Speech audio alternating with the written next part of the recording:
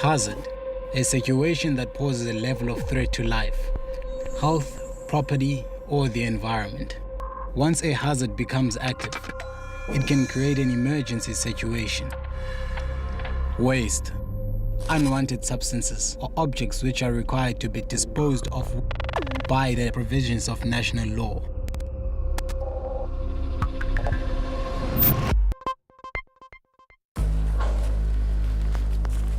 Hazardous waste is waste that is harmful to human beings, animal, plants, and the environment. So it's toxic that is not good for human well-being.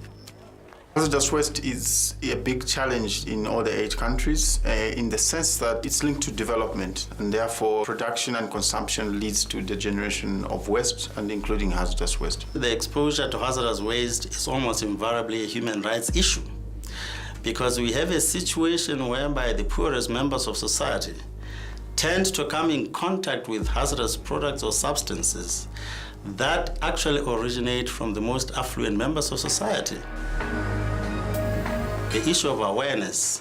In this part of the world, people are not as aware that some of the things that they commonly come across are actually hazardous in nature. They have no idea how many people are actually impacted. It is very clear to us that it is not possible for the kind of problems or challenges that we are dealing with to deal with them in silo form. We need to work together in order to be able to deal with them, because environmental problems know no political boundaries.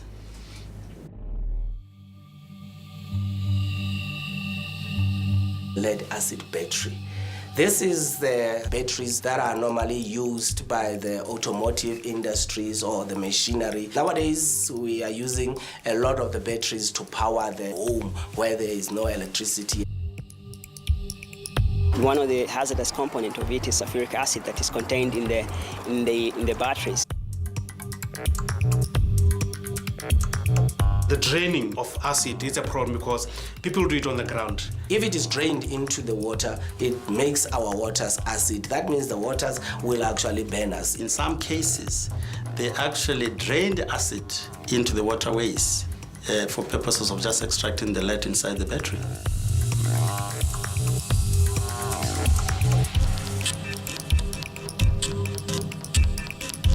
The very reason why we have to deal with it is that the lead aspect in the battery itself, it's a poisonous substance to the environment and to the human health. Lead has been known to actually affect the developmental processes of human beings. So you find serious human contamination, soil contamination, plants, and even groundwater. It's a serious problem. To me, it is dangerous, and it has to be discouraged. In Africa, the battery finds its way into many homes as a source of energy. This, among other factors, such as unemployment rates, has created an economic opportunity in an informal market for recycling lead-acid batteries.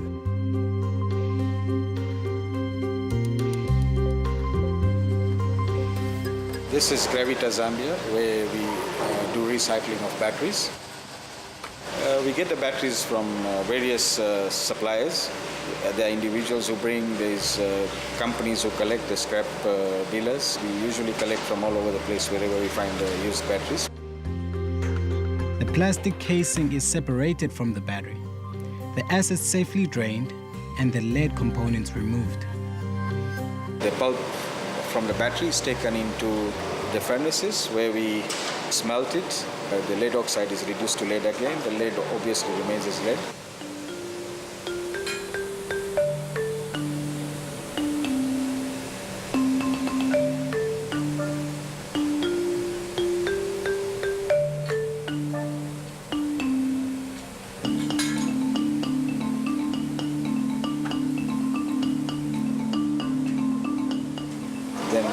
Comes in the form of ingots.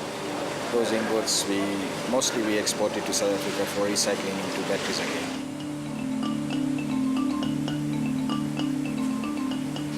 The highest economic value in a lead-acid battery is the lead itself. So that is the main driver, which is why you get these backyard mechanisms that are being employed in order to just directly access the lead and send the lead for recycling. But the actual environmentally sound thing to do is to try and bring the entire battery. In every major city, there are pockets of, I would say, private lead recyclers. They are just breaking up the battery and trying to remove the lead and export. But there are challenges with that in the sense that the acid, which is the water component or liquid component of the battery, if that is not drained, it will increase the weight of the shipping. So you find that in some cases, they may break open the battery so as to get rid of, dispose of the acid so that it's lighter. And that's a negative impact to the environment. And then most of these small-scale industries, you see them, it is women and children. That are the employees, they are the workers there. No form of protective gears. Down the road, end of life, nobody thinks. The reverse logistics, that has been a major problem. And we are overwhelmed by it.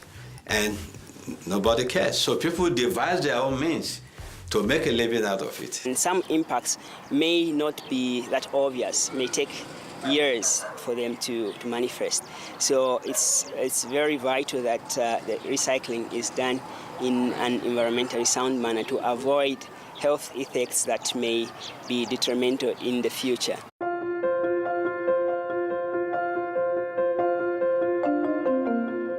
In some countries on the African continent, there are already systems in place where when you bring your battery, in order to purchase a new battery, you bring your old battery, you get a little bit of a discount. This is now driven by the fact that the processing of lead, when you are getting it from the batteries, is much cheaper than when you are getting the virgin one, the new one. So that has led to the processes of buying back.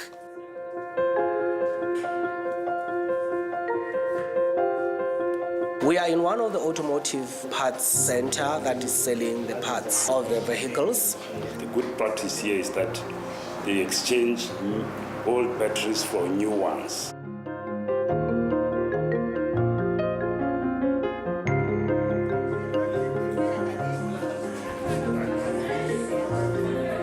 The take-back system actually gives a discount per battery that is actually given to the clients. So this has been very successful because people know that they're gonna buy the batteries at a lower price when they bring their old battery.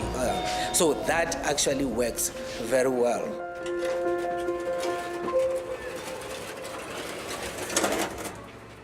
Because the whole battery is taken back, it means the whole battery can no longer be found in the environment. The whole battery can now be collected and be managed in an environmentally safe manner.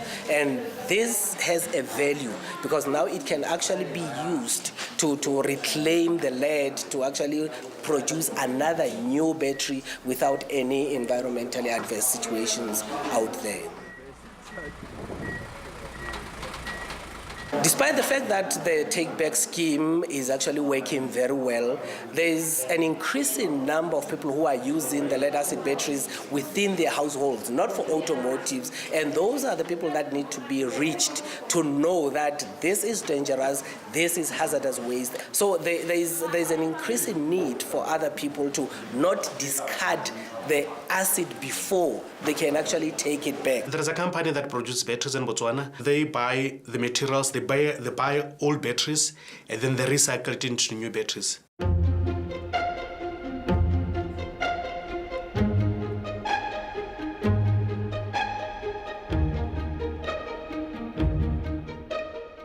This is Chloride Exide Botswana. So at Chloride, we are actually a battery manufacturing company.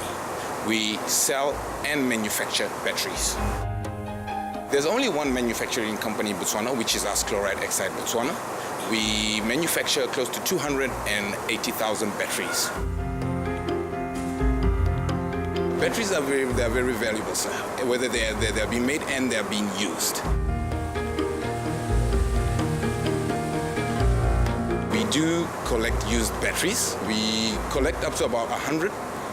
45,000 batteries which are used that we collect from customers that bring them straight to us or to our nearest dealers.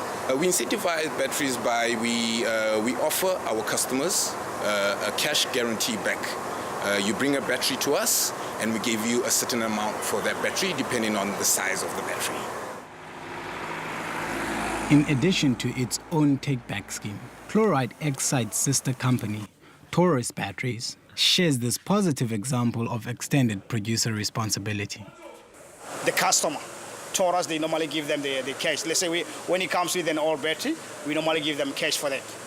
That's what I'm saying. Where it starts from, I'll say our scrap, we buy the scrap starting from 16 puller up to 108 puller. For a bigger battery, it's about 108 puller. It's cheaper to buy a new battery with an old battery. That's what we normally advise our customer. When they come to buy a battery, they must always come with a scrap battery.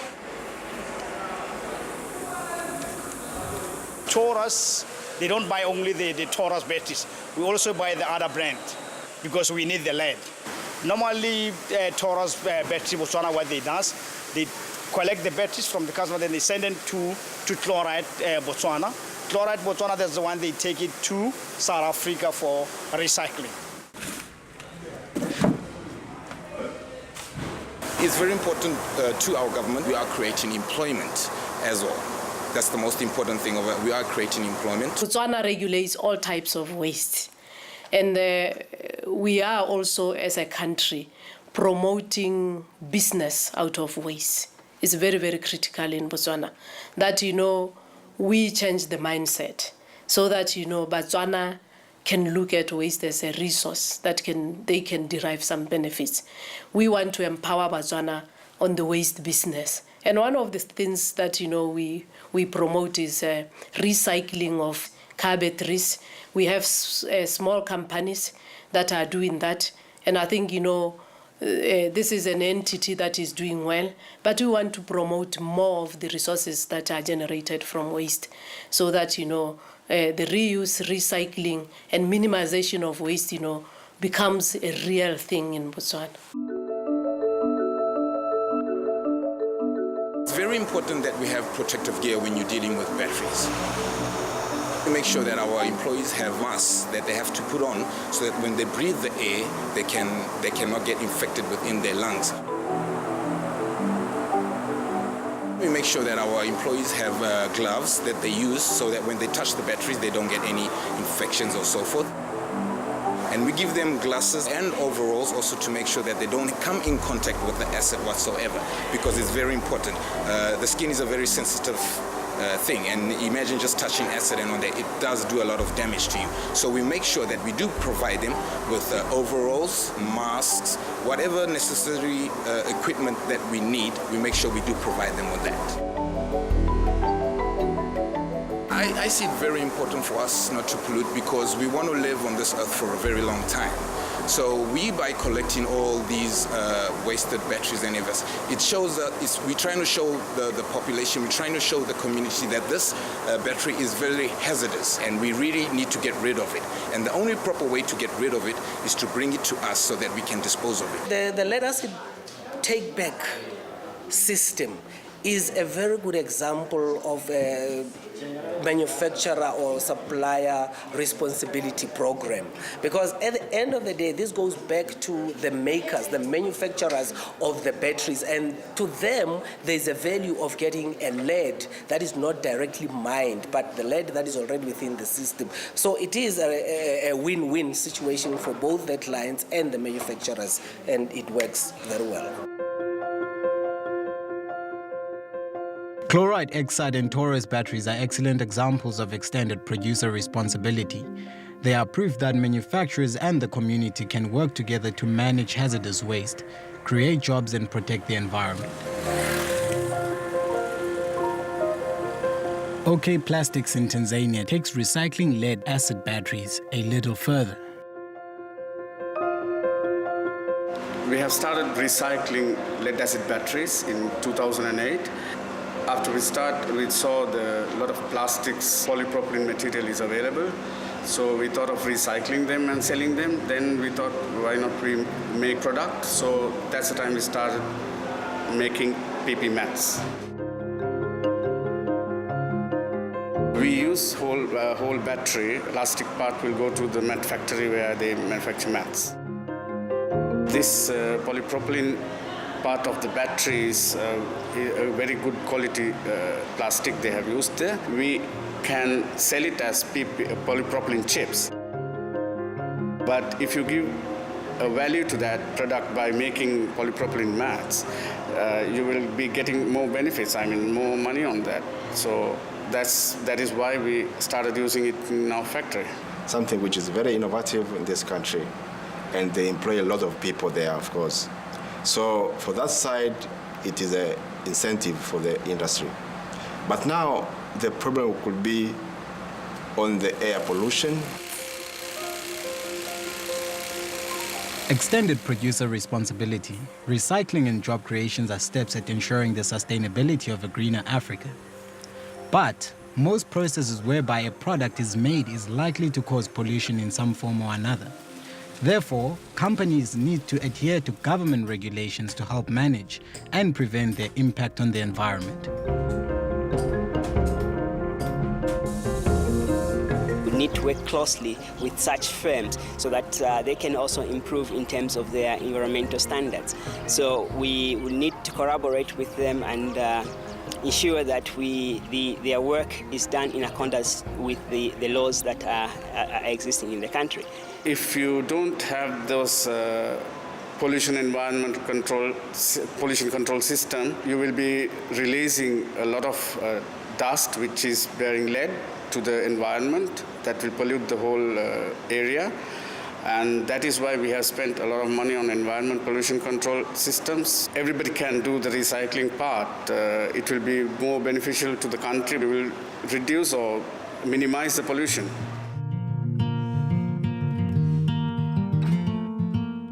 The lead-acid battery management is a relatively successful one. And of course, all other waste streams can actually learn from that. The important way is you need reorientation from government to really accept issue of sustainable development and practicalize it in all sectors of human endeavor. Adopt green economy, practicalize it, then interface with industry. Let them use cleaner technologies. Let's forget the old methodologies which worsen poverty, cause death and diseases, and lower the standard of living. Let's go a new way. So government has to also make regulations and enforce them, and also give incentives to industry, encourage them to go the right way. Prevention is better than cure. If you prevent pollution now from happening, it is cheaper to do that. But it is very, very expensive and very, very complicated, to clean up after pollution has resulted. I think it is very, very important that we collaborate regionally, we collaborate internationally, working together as a team. And therefore putting resources together as the 8 countries in the management of hazardous waste, we see different expertise being joined together and also a solution being found. Historically, Africans have been working together in communities to tackle common problems. And I think we can tap on that particular spirit that we have always had as a community, as a society, in order to tackle these environmental problems that we are experiencing now.